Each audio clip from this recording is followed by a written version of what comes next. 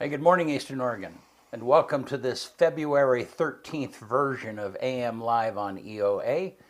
Your connection to Eastern Oregon. We're glad that you're here this morning on this cold morning or wherever you might be. Hope that you're warm anyhow.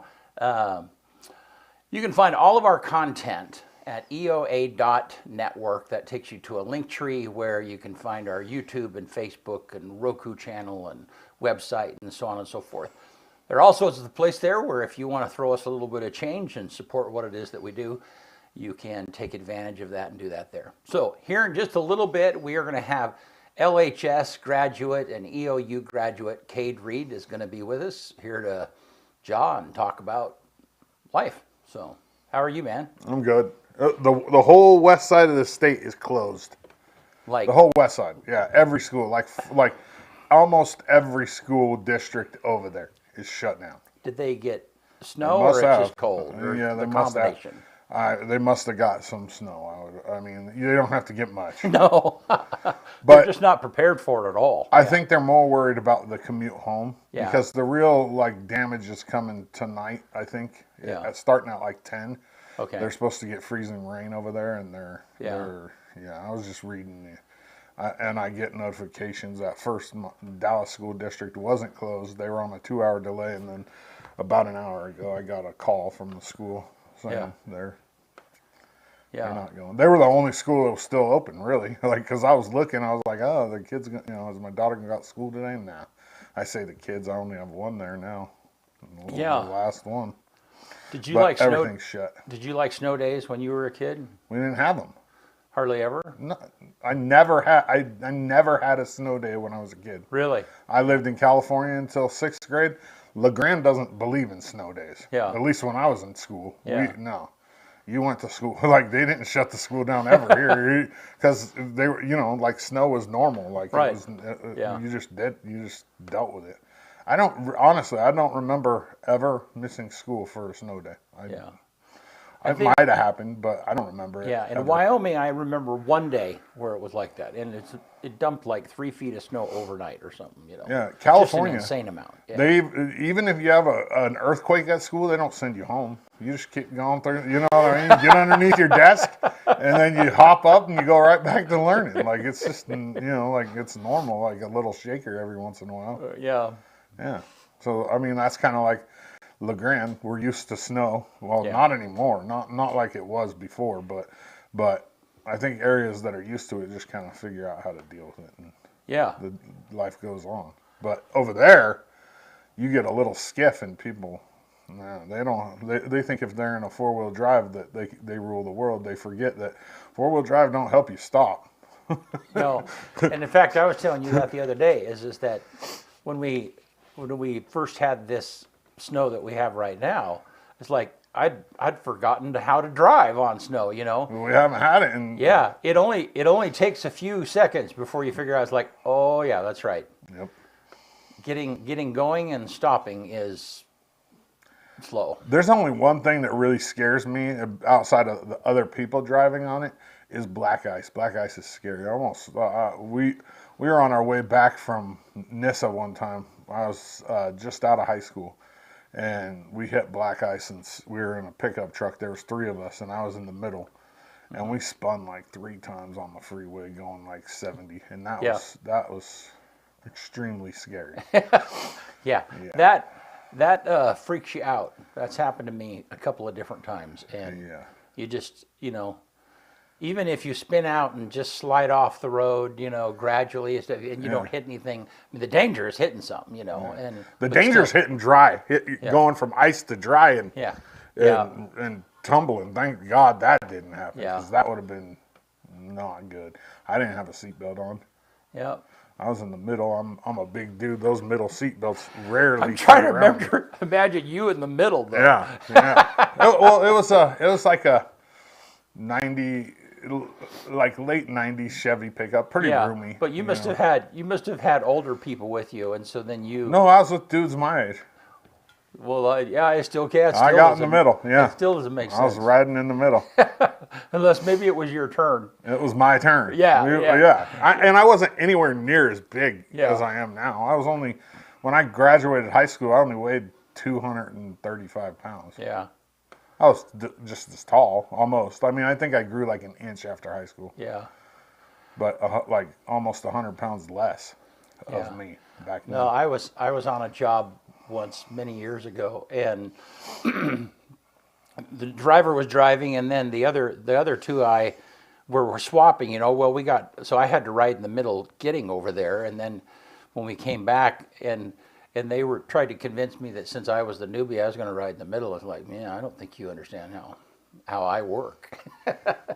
So we negotiated it. So, well, hey, you want to do sports? Let's do it. All right.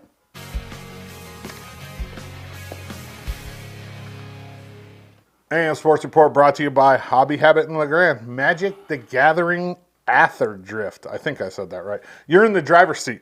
Leave your competition in the dust. Get behind the wheel and Ather Drift, a multiversal race filled with adrenaline-fueled Magic gameplay across 3 planes. Available now at Hobby Habit in LeGrand, just for the fun of it. LHS girls basketball hosted the Dowls for their final regular season home game on Tuesday night. So when I looked at these girls from the Dowls, I thought they were going to give us a game, and they haven't lost very many games this year. They had 3 girls that were taller than anybody on our team, but LeGrand took it to them, beat them 66-37. It wasn't even a contest, and I mean for about the first 5 minutes, but after that, LeGrand's defense, they pressure, and they just ran away with it. This Friday in Pendleton at 6, these girls take on the Buckaroos, and if they win that game, they are the number 1 seed for the GOL tournament, as even if Baker wins on Friday, LeGrand has the tiebreaker because of points. So let's hope for that, because then we get a couple home games, and then we get a couple playoff home games as well for the state playoffs. The boys dropped a tough one to Stanfield on the road. They also finished off their GOL regular season on Friday in Pendleton. That game's set to tip off at 7:30. LHS girls wrestling this weekend, district tournament time. It's here. The LeGrand girls will wrestle starting on Friday at 2 o'clock, and they'll wrestle all the way up to the semifinal round on Friday, and then on Saturday, the 15th of February, wrestling will start at 10 a.m.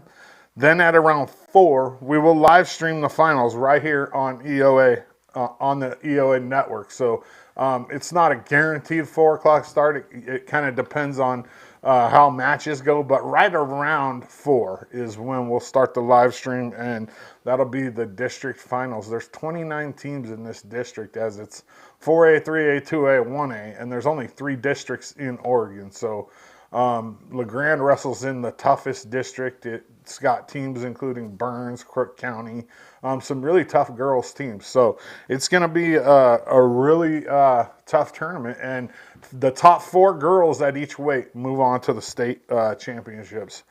Big thank you to all the sponsors for that: Kirk Chiropractic, Comby Wellness Center, Side A Brewing, We Paint LeGrand, and Amanda May, Principal Broker, Remax Real Estate Team.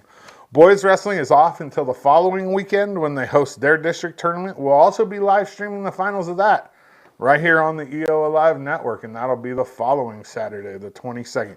EOU men's and women's hoops are both in Portland this weekend for big games versus Multnomah and Warner Pacific. They both kind of have playoff implications, because the women's team has already qualified for the tournament. They can move up, I think, 1 spot with 2 wins and a couple losses by other teams. The men's team has not qualified yet, and they basically need to win both of these to get into the CCC tournament. And then finally, EOU Track and Field will host the Last Chance Invite, which will be your last time to see the EOU indoor track team this year. Tanner Nett in the shot put will go into nationals as the Mountie with the best chance to come back with a national championship. Although there are a lot of Mounties that are knocking on the door to become All-Americans, and it's been an exciting season. I think the men moved up to number 11 in the country yesterday, and the women stayed right about the same. I think 18 or right around there. So yeah, every year Ben has just stellar track teams, and they're really fun to watch. And Sports Report brought to you by Hobby Habit in LeGrand, just for the fun of it. All right, good. Thank you, man. Yep. Well, let's take a look outside. Chilly morning. That's what the roads look like over the pass. I'm going to Pendleton a little later on today. Have fun with that. Yeah. You taking tollgate? No. Yeah. But anyhow, there's the outdoor camera. Wind's blowing a little bit. Yeah, we're under a wind warning. That's right. Now. Yeah. Which could make things really nasty. Yeah. I'd hate to be out there. Like, if it does what it's supposed to do and knocks over a bunch of trees and takes out some power, which is likely if trees get knocked over, it would suck to be the power guys out there working in that. Boy, that's the truth. Now let's look at the weather graphic here real quick. So it's the temperature. That's kind of like 20, 25, and 22. So it's not bad. Quite as cold as what it has been. And then, so it looks like the temperatures it's going to be right around there. Yeah, it's not. I feel like this changed from yesterday. Yeah, I think it did too. I think because of that wind came in, I think it got warmer. Yeah. Because I remember seeing, like tonight was supposed to get down to, or was that last night maybe? I don't know. Well, and that was funny because Tanya pointed out when I got home that rather than getting colder overnight, it was actually just getting a little warmer because of the wind that was coming in. Huh. Yeah. I think it's funny to look on like social media and see like all the different like one person will post -1, it's freezing in LeGrand, and then somebody else will post -4, and really it's like 7 degrees outside. Yeah. Well, and I miss Gabe Curtis, our weather guy, for actually giving us numbers that really apply to us, because everything, all of our weather forecast is created outside of, who knows where it's created. Some place a long ways outside of LeGrand, Yeah. And so there's no, the only real, the airport has a weather station there, and you can find out current time and temperature and wind and so on and so forth. But anyhow, if you look, you can't depend on social media though. No. If you look at social media, there'll be 18 different people with 18 different temperatures. Well, right. Because they all got it from a different place. Right. Like right. Grandpa Joe got it from his car that's been sitting in the garage, and he just pulled it outside, and he thinks it's 22 degrees. Yeah. And Susie got it from, like the Portland weather that says it's -4. Yeah. My guess would be that I'll bet 80% of those are from some kind of an app, or it's not actually from a real thermometer that they're looking at, No, right here. Yeah. This little widget on my phone. Yeah, right. Right there. Yeah, 16 degrees. 16, yeah, but it's not, it probably isn't 16 degrees. Yeah, but that 16 degrees, is it from an actual thermometer downtown here somewhere? No, that's somebody blasting it off on the internet. Yeah, so it's kind of funny. All right, well, hey, so Cade Reed is with us, and he'll be with us just right after this.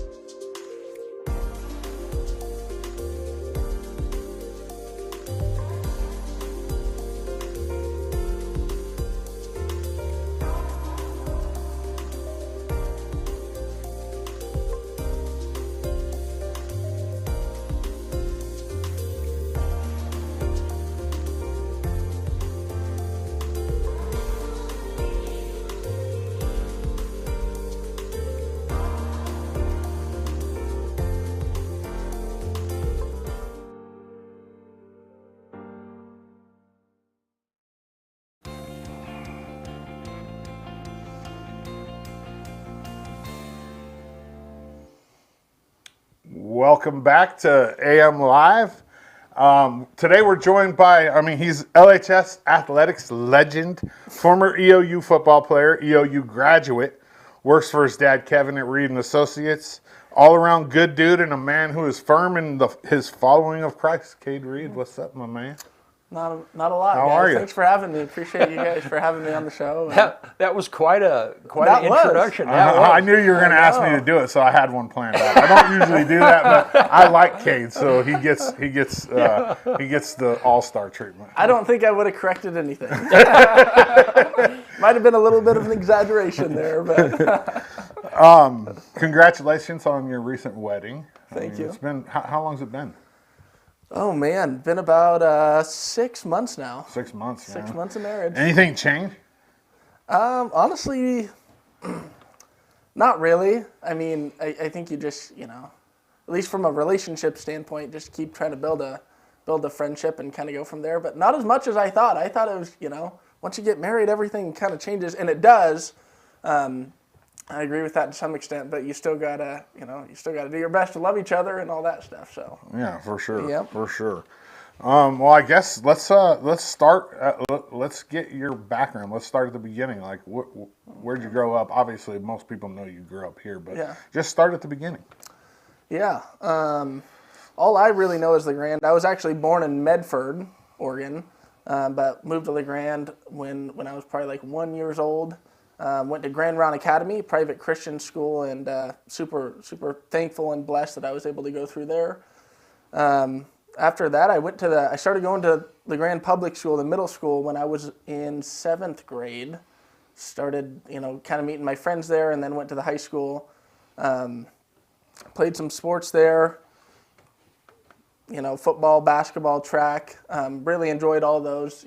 There's differences in all of them, but I met a lot of great people, had a lot of great coaches, and after LeGrand, I graduated, and I had considered EOU. I thought, no, I can't go to EOU. Can't, everyone goes to EOU. So I went to George Fox for a year over in Newburgh, and I ran track there. I love George Fox, but it's an expensive school. Extremely. D3 private schools. Met a lot of really good people there though as well. And I decided, when I could go the next 3 years of my college for the price of 1 year, I figured, hey, I better go to, come back to EOU. And so, yeah, came back to EOU, played football there, which was kind of a change up. Yeah, why? Well, there's kind of a whole story behind it. I won't get into everything. But I was kind of going to do track, and, I had talked to the coaches a little bit about it. I just kind of always did track. That was kind of always my go-to. And then I'm best friends with Willie Camp. And so he started chirping in my ear a little bit. And then I got talking with Coach Camp. Coach Camp said, oh, you just got to come talk to me. And if you've ever talked to Coach Camp, he's pretty persuasive. Yeah. And so I sat in his office, and he talked me into doing football. And, He could sell ice to an Eskimo. Oh, exactly. There was no saying no. So, ended up playing football, and I did really enjoy it. Yeah. No regrets. So how many years at EOU? How long did it take you to graduate? I was there for 4 years. So 5 total, including the George Fox. When I was a senior in high school, I went on a recruiting trip to George Fox for baseball. Yeah. It's a gorgeous campus. Oh, it's beautiful. And, I love that area over there. It's, that was honestly one of the best years of my life. Yeah. Just I'm like, man, you're close to Portland. You can go to the coast on a weekend. You just have a lot of flexibility. But it is expensive. So was that the number one reason why you came back home, or were you homesick, or? I think I'd be lying if I said I wasn't a little bit homesick. Yeah. I think I missed my family too a little bit, and then I just, I had all my such good friendships here, and I think I definitely missed those too. It's tough when you go to college for the first time and you come back at Christmas break and it's like, man, I haven't seen these guys in 5 months, and then you leave and it's like, I'm not going to see them for another 5 months again. So, I feel like I have a lot of really good friends in LeGrand, and so I think I was a little bit homesick, missed my friends, and I had some friends going to Eastern, so I was like, we'll do Eastern, and it worked out well. So when a lot of people talk about how Coach Camp is really good at making like young men, like good young men. What did EOU, playing football at EOU, teach you?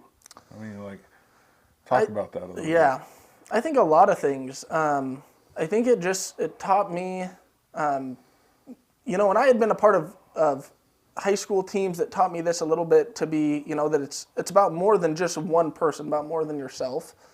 But I think EOU made me realize that inside, day in and day out. I remember meetings, I thankfully wasn't one of these guys, but in fall camp, you show up and it's like, who cares if I'm going to be 5 minutes late to a meeting. And there was another freshman that showed up 5 minutes late, and coach. I mean, it was like that is never going to happen again. Right. And you're thinking like, well, that's silly. He just wanted to get a little extra sleep or whatever. But on 4th and 2, when the whole team's counting on you, that's the type of thing that makes a difference. So I think it just taught me to be responsible. A big thing was taking accountability for my own actions.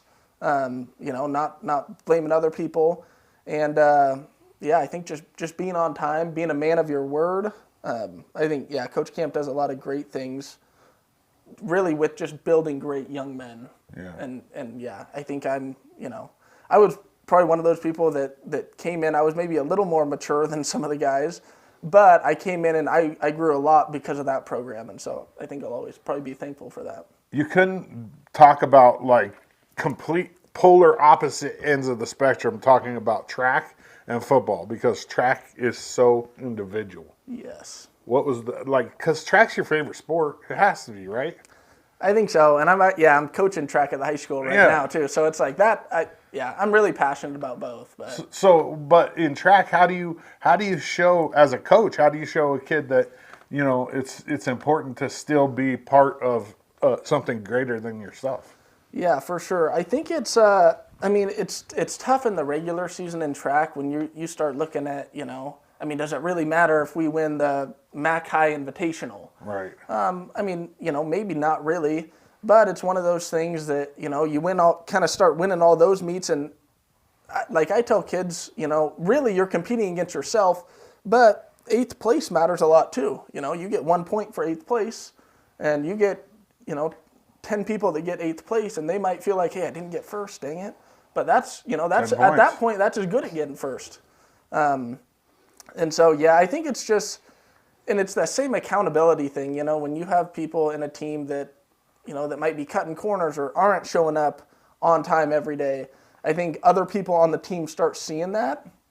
So I think it's really important, like any sport, but track especially, the people, maybe the seniors, like at the high school level, the seniors that a lot of the other kids are looking up to, for them to be there on time and giving 100% in practice, doing everything they can. I think that makes a big difference and helps create that team culture too. Yeah. So let's talk about this, and you might not want to talk about it, but we're going to talk about it anyway. Why didn't you play you had 1 year of eligibility left, why not? Yeah. So my last year, be a little bit of a story too. Yeah. Would have been my 4th year of athletics, if you include me doing a year of track at George Fox. We were playing Montana State Northern, and I was going up to catch a ball. It's funny. Willie's going to probably laugh about this later. But the quarterback was throwing the ball, and Willie went to catch it. Willie kind of tipped it up in the air. And so then the ball's like kind of floating. I remember it like kind of slow-mo. And I go up to catch it, and I catch the ball, but I get hit right under my rib cage here. And so I catch it, and I'm like laying down on the ground. One of my teammates comes up to me, and he's like, hey, man, you're good. Like, let's go back to the huddle. And I'd never had like a serious injury, which I was, super thankful for. But I was like, this, something about this doesn't feel right. So I kind of walked off to the sideline, and I laid down for a little bit. Yeah, which is very abnormal for you. I was there. I was right there. I'm usually trying to jump around or something like that. And I ended up going to the locker room, and then I actually just went home back to my house. I was going to take a nap. The trainer called me and said, hey, you got to come back. We got to release you. And he ended up sending me to the ER, and I ruptured my spleen. I texted you that night, and I did not know that you had went to the hospital. I had no idea. Yep. Yeah.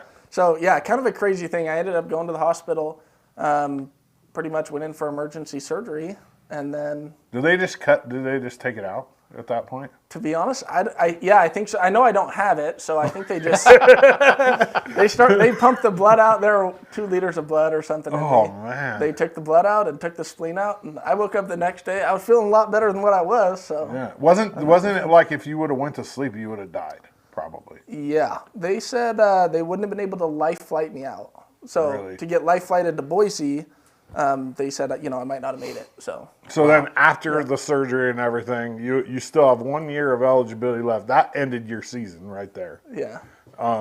And you were just like, not worth it anymore. Like, Yeah. I mean, it was hard to. I think it was hard to leave. And all those guys. A lot of them had 1 more year left too. The class that I came in with. Yeah. But I kind of felt in a way that was maybe God saying, okay, it might be time to move on. It also just happened to be that my degree had finished up that winter, so it just kind of I rolled into working and becoming an adult, I guess. Do you think like 10 years down the line you're going to regret it, or were you comfortable with it? Well, that's a great question. I actually haven't thought about that much at all. I mean, I remember I still like to go and watch them, and it's definitely weird going to the games, and it's like after you're a part of the pregame and all that stuff, the hype, and then you just you sit there in the stands, and it's like you don't have any control. And eat a hot dog. Exactly, yeah. You don't have any control. So I think maybe I do feel like I got a good fix of sports in for me, in my opinion at least. I was pretty happy with it. But there probably is potential that in 15 years down the road, I think I'm going to say I wish I milked everything I could out of this, But yeah. So while we're still talking about like sports, at least, what kind of advice would you give a kid that's coming out of high school, getting ready to start a career as a college athlete? Like, what's one piece of advice or a couple pieces of advice you would give them? Yeah, I think the 2 pieces of advice I would give, I'll maybe go 3. I think definitely be coachable is the number 1 thing. I think there's a period of time when I maybe thought I kind of got it figured out, and there's just always something to learn.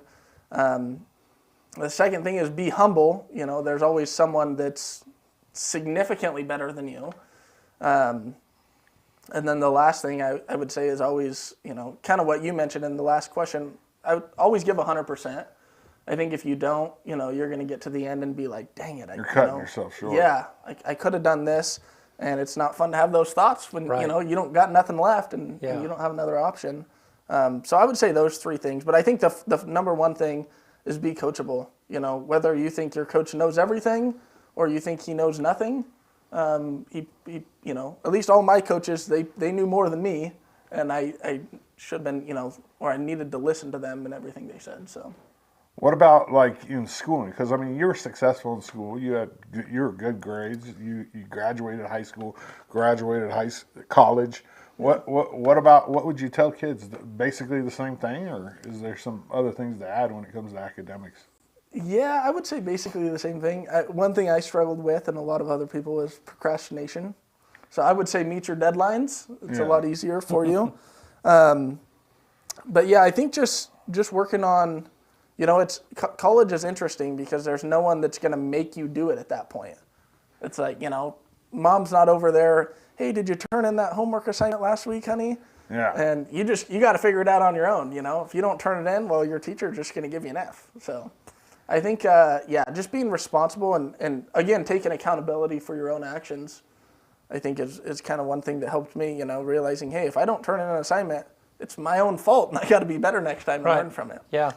I'll add something to the athletics part of it. I was a college athlete, and the one thing I would add is every college coach that I've ever known in my entire life is their clock runs 15 minutes prior to the actual time.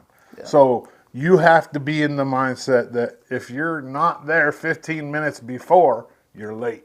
Oh, yeah. You have to. And that's every college coach. College coaches are never late for anything. It's just part of the culture. It's part of, and there's high accountability when it comes to being on time. And being on time means being on time, early. Which means 15 minutes early. Prepared to start right at 4 o'clock. If practice starts at 4. Exactly. Yeah. No, that's so true. I think, Coach Camp. He's a stickler for it. Yeah. Ain't no one else going to be the first one in the office. He is going to be the first one there. You're not beating him. You could probably show up at 3 a.m. this morning, and he's already there. Yeah.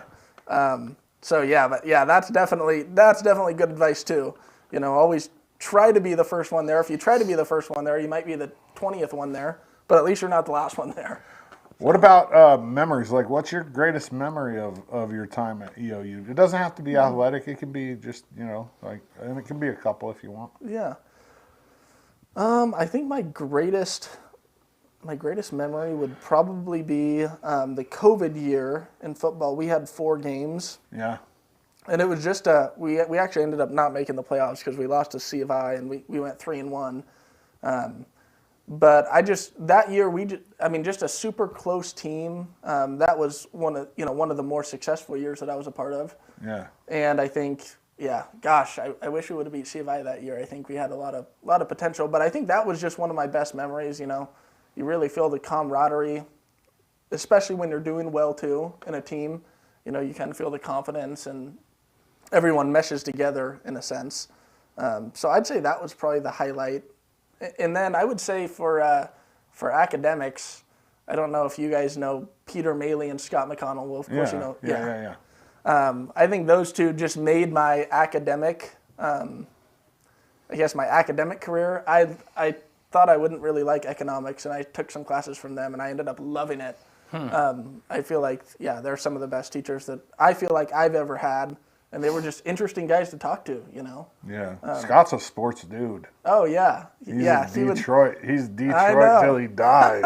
He would talk about the Pistons and why they can't do good because they're blowing their top 10 draft picks. Like, hey, I don't know what to tell you there, but he could draw a supply and demand curve. Yeah, right? Yeah.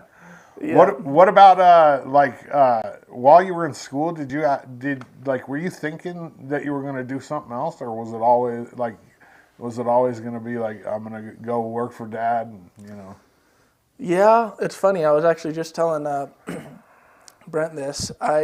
When I went to George Fox for a year, I thought I was going to be a dentist. I don't know. I don't even really remember why. I just thought, dentist. It's a good idea. Sure, I'm going to be a dentist. And I took, look at the schedule of classes that I'd be taking, and it's, biochem, yeah, advanced bio, organic chemistry. And I was like, oh my goodness, I don't know if I can do that. So that's when I decided to do business. And I think the insurance thing was, I figured I better try it. You don't really know if you like something until you try it. And I ended up liking it. You just get my biggest thing is, I think, meeting new people, talking with people, and trying to help people. And when you can do those 3 things, I think I could be in a job, any job where I'm going to do those 3 things: meeting people, helping people, and talking with people. So, most influential person in your life?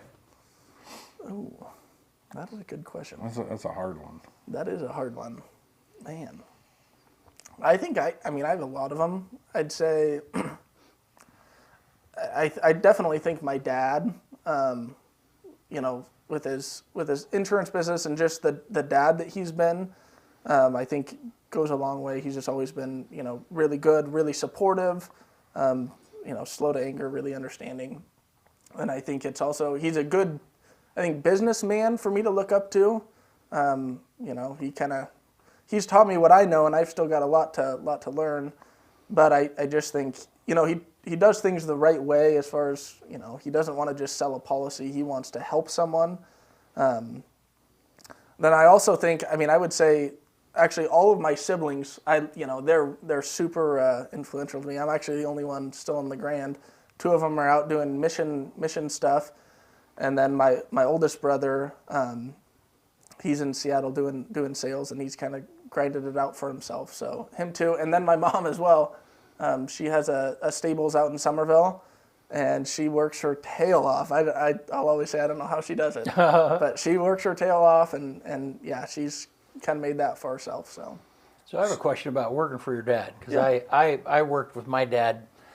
We had a business together. Yeah. So, and I'm reflecting back on the coachable stuff. So certainly you didn't know much about insurance before you jumped into this. No. So you had a lot to learn. Yes. But there's always that dynamic between a dad and a son where they're explaining things to you that you already know. Yeah. Yeah. How does that go between? Yeah, there are times it's like, okay, I got this part, Dad. You know. That's a good question. I think it's, man, I think, for the most part, I think something that's helped me, and there's also, it's not just my dad there, but there's, 3 other ladies too that have helped me learn so much. Right, yeah. But I think just maybe being able to, because even if I feel like I know it, I'm like, maybe there's something else I could get out of it. And there's just so much to know in insurance and even talking with people. So I think I always, at least in that, I kind of made it something I wanted to do from the start, was try to listen first, let him finish everything. And then if I have to say, well, I did, maybe I did kind of know that, but, maybe I can take this away from it. So try to take something away. And there's almost always been something for me to take away. I don't think I've ever been like, really, Dad? Like you told me that. You told me that yesterday. I don't need that anymore. So, Well, and unfortunately, the older he gets, the more we tend to repeat ourselves because we forgot that we've told you that already. But and then the other thing I was wondering is, so why LeGrand? I mean, there's this huge push. Your other siblings are not here because there's this huge push to get out of. What led you to staying? Yeah, I think for me, I think LeGrand's just always been a really good place to me. Like I said, I met I have just a bunch of good friends here. Some of them have since left.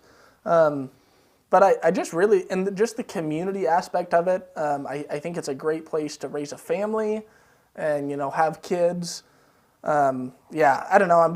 I think LeGrand's just a really good place. It's got a soft spot in my heart. My wife is from North Idaho, and she wanted to go back there, but things are, crazy up there as far as, prices to buy a home and all this crazy stuff right now. So I think we're not necessarily set on LeGrand forever, but I have a respect for LeGrand. I like the outdoors and just a good community. Yeah. What about coaching? Like, are you going to stay involved? Like, what's the plan there? I think it's this is what I've told my wife at least, until we have kids, that could potentially change things just because you want to be there for kids. But I think coaching is just such a cool way for me, to stay involved. And again, it's one of those things that, we just went to a coaching clinic 2 weekends ago. You just learn so much. It's one of those things that you can always learn in. And I really enjoy it. It's a really cool way to try to give back and be with kids and develop someone that's maybe more than themselves. When we talk about the coaching, you coach track and field. Matt Wolcott's the head coach. Yep. He's extremely quiet. How do you learn from him? Like I've never been a coach with him, so I don't know that aspect of it. How do you learn from somebody that's just kind of one of those non-talkers basically? Yeah. Well, I think it's I don't know. I think Matt demands us like a certain amount of respect too, because I think the kids also know how much he cares about them. Like, he is probably one of the most caring coaches I've ever met. I mean, he just, and he wants everyone to feel included. And I know what kind of got him into it was, he felt like before, maybe track wasn't for everyone. And he's like, no, track is for everyone. Like, it's such a cool sport, where everyone can do it. And so I think, and you'd be surprised, he's more, he's more vocal than you might think. But yeah, I think it's really just how much he cares, and the kids respond to that by knowing how much he cares. I've heard a saying that no one cares what you know until they know how much you care. Right. And it's like, when you can tell someone truly cares about you, you want to know what they have to say. And I feel like Matt does a really, really good job of that. Huh. Do you have aspirations to be a head coach one day, or? I think it would be fun. I think I'd have to learn about a lot more events. I don't know. I think I kind of enjoy the specific, like, I'm coaching hurdles and some jumping now. Which is what you did. Yeah. And I kind of enjoy just getting into that just because my knowledge is there. If my knowledge was to expand, I even got a lot to learn, like in jumping and hurdles too. Maybe one day, but for now I think I'm pretty happy with the hurdles and jumping. We have a pretty good hurdler in this region right now. Yeah. Over in Baker. He's phenomenal. He flies. He flies. Is. Yeah. Yeah. I mean, he's just one of those kids that it's like, that's almost, well, it is. It's a once in a generational talent. Yeah. I mean, sure. As a sophomore, he could probably pick his, well, I know he could, pick his school in America and say, I'm going there. Yeah. And people are like, no way. I remember looking last year, I think he was top 15 in the nation as a sophomore. As a sophomore. It's yeah, like, we're talking about Rashawn Jones at Baker. Yeah. He's just a generational talent, football and track and field. It's wild, man. Do you, as a coach, like, do you hope for that? Like, do you want a kid to come along where you're just like, blows you out of the water? I think for sure. I think it'd be super cool. And also at that point, you have to get so technical in coaching. Because that's the only way you get faster. Yeah. I mean, it's like, gosh, you're talking shaving, hundreds of seconds off instead of tenths or full seconds. Right. But I think it goes back to the beauty of track too, where it's like, I really enjoy coaching each individual person because, if maybe you're running 24 seconds, well, sure, you might not be winning the meet, but if you run 22 seconds, that's really cool because you as a person improved somewhere. Right. And same thing with Rashawn. He's obviously, it's going to probably be a lot harder for him to improve because he is so talented. But I think that's what's really cool about track is there's something in it for everyone, and there's really something to be proud of. If you PR, that's the fastest you've ever ran ever. So you got better at something, and that's true. Cool. And that's what life's about. And you can carry that over into other parts of life as well. Exactly. Like, every day, I want to just do a little bit. Sure. Better. What's that? What's it called? 1% better. 1%. Yeah. Yeah, 1%. Yeah. Right. So applicable in life. So. Yeah. What about? Do you plan on are you going to take over the insurance company one day? I always tell people if I don't get fired. You're not going to get fired. No, I think so. I really enjoy it, and like I said, I've got a lot more to learn, and there's a lot of there's ladies there that have been there a lot longer than me and know a lot more than me, and they so I think eventually that would probably be the goal. I think that's a ways down the road. Yeah. I know, my dad loves it too. I don't know if I could ever see him stop working. I don't know what he would do. I think he'd get so bored. You might have to just force him out. I might have to. I don't know now. But I think eventually somewhere down the road. Okay, so all the Reed kids, there's 4 of you total. Mm-hmm. Everybody's graduated. Why are you the only one that went into the insurance business? I honestly don't know. Nathan did it a little bit last summer. He did it a little And Nathan's your younger brother. Yep, younger brother. And he felt led to do an organization called YWAM, Youth with a Mission, so he left. And my sister's doing that same organization. So I guess, the same question might be, why is Cade not doing YWAM? Why is he sitting there in, America? Why is he not overseas or something? But yeah, I think it just worked out maybe the best for me. I just started doing it right after I graduated, and I'm maybe the most social out of my siblings too. Where I know my definitely more social than Nathan. There's no doubt. Yeah, and I know my sister too. She tried to help one year in our busy season, and she said, "Dad, you could not pay me, whatever amount to come in here. I want nothing to do with it." She doesn't like calling people on the phone, doing that type of stuff. So yeah, she was out, and then I think Nathan enjoys it, but I just think he was led to do the missions work, and he's really enjoying that. So I don't know. He could end up doing it. I would hope he would, but who knows? Well, you want Nathan to eventually come back and I think be so. Like a brother? Yeah, I think it'd be kind of cool to just to have 2 people doing it too. I think is really cool. And then with your brother, it's like right. Me and Nathan really enjoy each other and we get along super well. So I always thought that'd be really cool, and I think that was always maybe something a little bit in the back of our minds. But also, you know, when you're a kid, it's like you're not thinking about insurance, you're thinking about going out and running around. And now, were you guys? Did you play sports together? You did, didn't you? Have Yep, we did. So yeah, he was actually both at LeGrand and at Eastern. Okay. He was 2 years behind me. So I graduated in 18. He graduated in 20. Yeah. He had a better high school football team than me. I was gonna just ask you, were you jealous when he won the state championship? No, I think I was super happy so for him. I mean, they happy. were, and I was just happy for LeGrand too. Like, I think it's I don't know, a lot of people, you know, I think, especially in Eastern Oregon, we've been pretty blessed with some good teams. You know, like Baker wins, you know, they won state in basketball Last and year, golf yep. and it's like, so you really don't think about how big of a deal it is to win state, but it you know, that's pretty elite. It's pretty hard to do. Yeah. I think I was just super happy for them, and I know a lot of those guys too.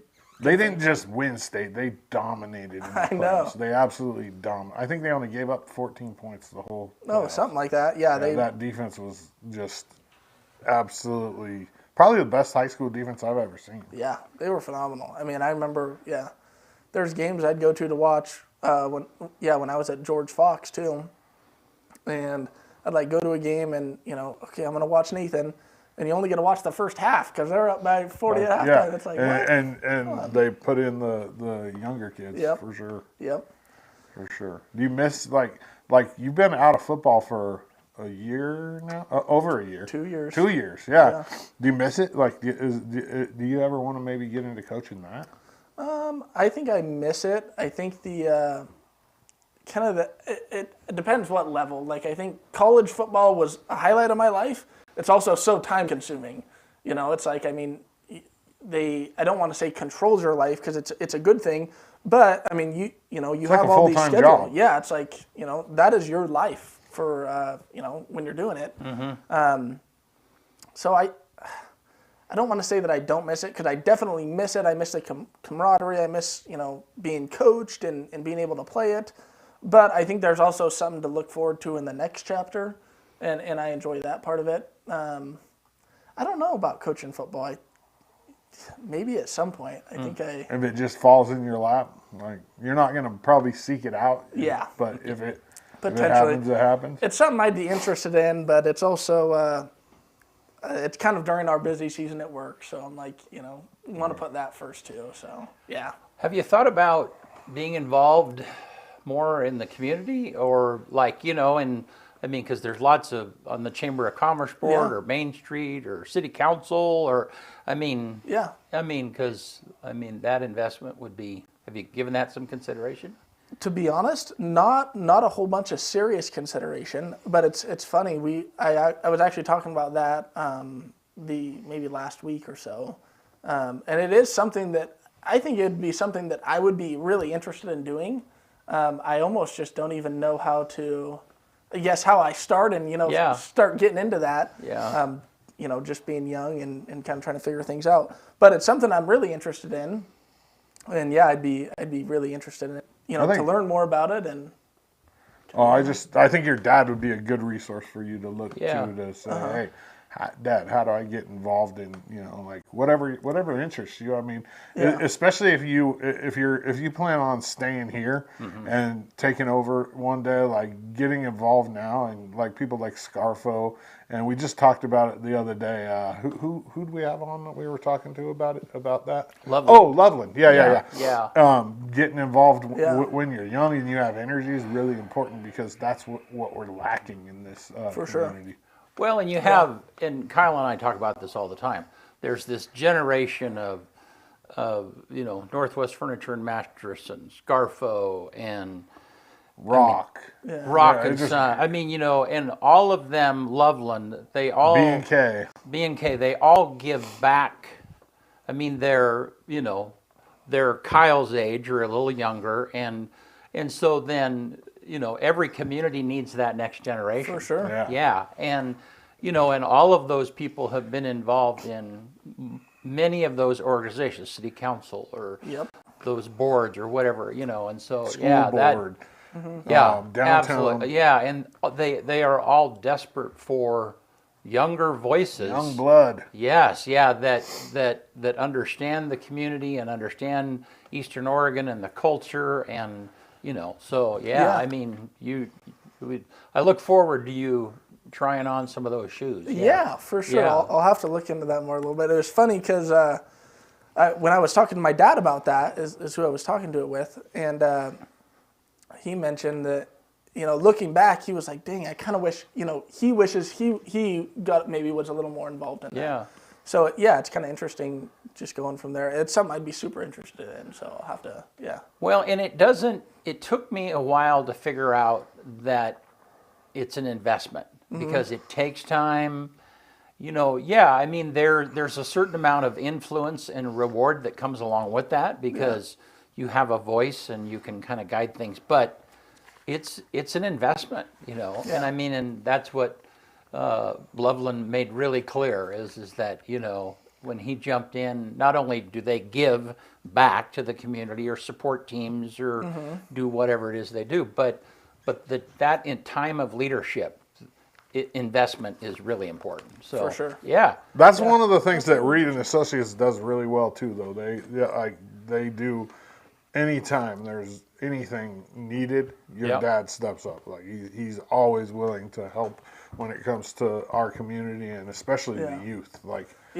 And I want you to carry that. I'm going to hold you accountable for that. Yeah. Like I will too. Yeah, I will. We have a joke around the office that if a kid comes in, it doesn't matter. I think this Christmas he had already bought 4 poinsettias or something. And if a kid comes in, he can't say no. Right. Which is a really cool thing because. Well, I mean, that's important. If you're in the position to help in your community, I think you should. I mean, it's kind of like it should be. I don't want to say automatic, but like it's like especially like when it comes to the youth. The youth are the future. You know what I mean? And that we live in a community that's somewhat poor. Like we're not a rich community by any means. Yeah. So like when you especially if it's a kid that's like actually showing up and like doing like putting in work to make a little bit of money for their team or for whatever they're trying to do, it's like, oh, okay, I get it. For sure. Got to support them, Yeah, Yep. 100%. How can people get a hold of you if they want to know more about their insurance options? Yeah, you can go to our website, which is, I believe it's reed-insurance.net. You can also call us. Our phone number is 541-975-1364. And yeah, we're always happy to help answer questions or, whatever it may be. We're happy to do whatever we can. Hit me with that phone number one more time, 541. 975-1364. I've said that a lot of times on air, Yeah. but I don't remember it. There's just so many. There's so many of them like in my head that I've said, but I don't. And I remember numbers really well, better than people's names and things. But I just don't like. It's almost like I shut it out because I don't want to confuse like somebody's number with some other business or you know what I mean? Like it's them all up. Yeah. Awesome. Oh man. Well, it's kind of funny. Before we quit, just so the last few years of Ken Kennedy's life, he called games for us, and he was an amazing talent in that he could call a game and keep the record. What's that? Stats. To keep the stats at the same time. Yeah, and he loved. He really wanted. I mean, when we do games now, I mean, as soon as the game is over, the stream starts, and Ken insisted on, no, I need about 5 minutes of commercials, and then I want to come back and give all the stats. I mean, that was part of what he wanted to do, and it was funny because he would get a call from your dad, and it'd be like, yeah, on this one play, you had that he wrote 5. One of you guys had gone 5 yards, but it was actually 7, and so the total should be really. That's funny. I haven't heard that yet. That's really funny. Yeah. So that doesn't surprise. I mean, passionate about your kids, man. Yeah, like, wow. He was super. Yeah, so your dad was keeping as close a stats as. That's pretty funny. I was gonna say that, man, keeping those stats that's not a. I don't think I would ever be able to do that. Watch a game and jot it down. Football stats are the hardest to keep. Yeah, I remember in I was probably in middle school or even younger than that. and I would watch my older brother play. And I remember, on the radio, you used to hear and so-and-so, 4 receptions for 67 yards. Yeah. And kind of interesting. But it's a lot of work you got to, write down every play and exactly what happened. That's crazy. No, there was, I've told Kyle this story. So we were doing a game. This was the last season that Ken called for us. And he'd done radio for years and years, but he loved the video. He just loved it, the video aspect. So we were in Pendleton on the side of a hill, and it was getting dark. And so he's at a table this size, and he's calling the game, watching the game, calling the game. We had a monitor that he could look at replays, and he's calling stats. Well, the wind comes up, okay? We had a lamp there. And so the wind comes up, and so Tanya literally is standing beside him, holding down his paper with a light so that he can continue. He probably played it. Yeah, probably did. Yeah. And so, it was the craziest thing I've ever seen. It's like, okay. Yeah. That's awesome, though. That's awesome. That's something that he was super passionate about. And I've never heard the stories of my dad either. Yeah. Where do you in Pendleton? You like playing at the high school better or rodeo grounds? Yeah.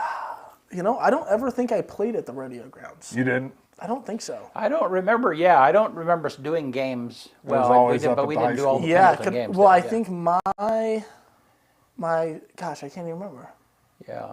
I think my freshman year I was JV, and then sophomore year we played here. Junior, or maybe vice versa. Yeah, because the only time I played over there, your league. Yeah. See, and I think that was again. Did you play with Peasley? Yeah. Yeah. So that was the game that Peasley hurdled a dude. Yeah. Yeah. And he got a flag for it. Yeah, he did. Yeah. Hurl in high school. Like, what? Awesome. Yeah, he's a little bit different. Yeah. That was fun. Yeah. All right, man. Hey, you want to get us out of here? Let's do it on this day, February 13th, 1633. Italian astronomer Galileo arrives in Rome for his trial before the Inquisition for professing the belief that the Earth revolves around the sun. He went on trial for that, for professing in 1633 that the Earth goes around the sun. Wow. 1795, the first U.S. state university opens, the University of North Carolina. And then we'll jump all the way to 219 because nothing apparently happened between 1795 and 2019. NASA confirms Mars Opportunity rover's mission has ended after 15 years due to a sandstorm damaging its communication systems. 2021, archaeologists announced the discovery of the oldest known beer factory in Egypt from early dynastic period, 3150 BC. They had a beer factory going. So they've been drinking beer for a long time. The number one movie in America on this day in 1995, one of my favorites, Billy Madison. It's like such a that Veronica Vaughn. And then the quote of the day comes from Wendell Berry. The earth is what we all have in common. One more time. The earth is what we all have in common. That's it. Thanks again to Cade Reed, man. Thank you. I appreciate you. Appreciate you guys. Yeah, it's awesome. Yep. Appreciate Thank it. you, Yeah. guys. So the streaming one more time. Oh, yeah. We're going to live stream the finals of the district wrestling tournament for the girls on Saturday, right around 4 o'clock. I'll be live and talking with you. And yeah, we got some great sponsors that are helping out with that. And it should be a heck of a tournament. I'm excited about it. Good stuff. Yeah. Hey, thank you guys. We'll see you soon. See you Tuesday.